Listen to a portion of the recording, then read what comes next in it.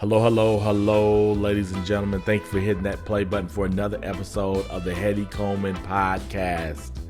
You know that I am so thankful that you are with me today. It is always a pleasure to have anyone, especially you, hit that play button.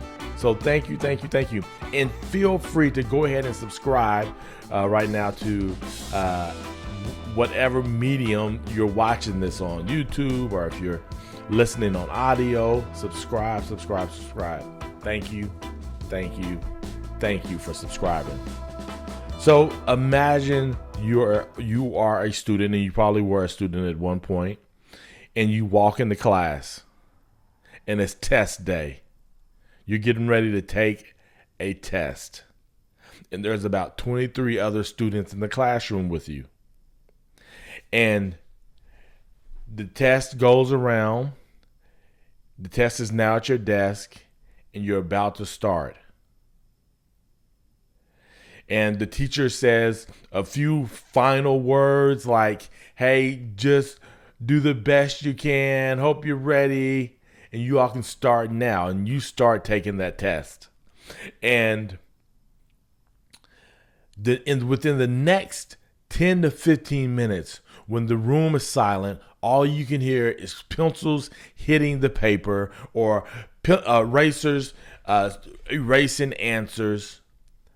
And then the next thing you know, 15 minutes into this test, you have people starting to get up and take their test to the teacher's desk. And you're still going. You're still hard at it. And now, because you see people taking their test to the teacher, you begin to get anxious. You begin to have anxiety. You begin to feel almost like you have failed, right? And then guess what? You're the last person to take your test to the teacher's desk. And the teacher and you make eye contact. And you feel like you have lost because you were not the first one done. Matter of fact, you weren't in the top 10 of getting your test. You weren't even in the top 20 because you were the last one, and there was only 24 students counting you in the classroom. The teacher locks eyes with you. He asks you to come out into the hall, and you all are standing in the hall. And he looks at you, and he knows the way that you feel. He knows that deep down inside you, you feel like you've lost. But the truth of the matter is, you didn't lose. In the next couple of minutes, this teacher helps you understand what it means to define the win for yourself. Because the win is not always crossing the finish line first. The teacher says, hey, listen, did you study hard? Yes. Were you prepared? Yes. Did you get a good night's rest? Yes.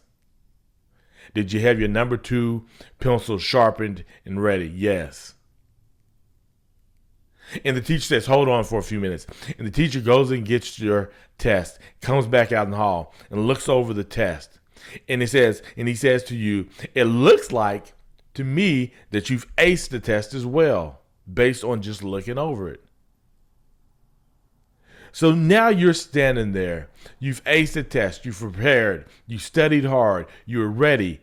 You got exactly what you needed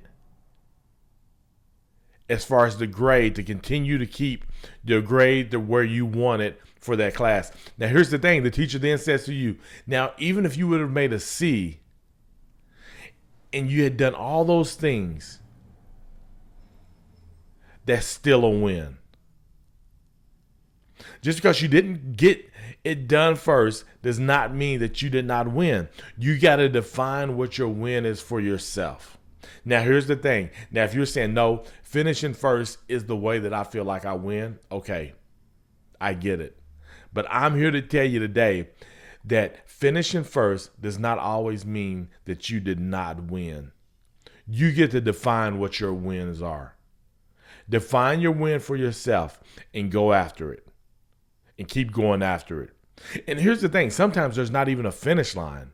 To have a great marriage does not mean that I'm going to someday cross the finish line. It just means I'm always perpetually working on having a great marriage, and that's the win. The win doesn't mean crossing the finish line first when it comes to your health. There's never a finish line. It just means I always want to do the right things consistently in order to be in the best shape physically and mentally that I possibly can. But you have to define those wins for yourself. What is your win?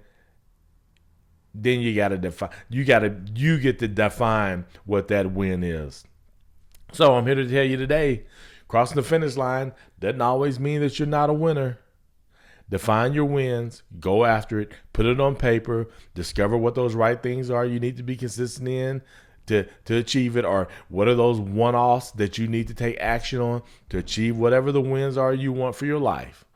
You get to define them. It doesn't mean that you always will be crossing the finish line first. Because sometimes there's no finish line, ladies and gentlemen. Sometimes there's no finish line. Well, that's all I got. That's it. Have an excellent, most excellent day. And once again, ladies and gentlemen, thank you for hitting that play button for another episode of the Heady Coleman podcast. And as always, ladies and gentlemen, as always, go win.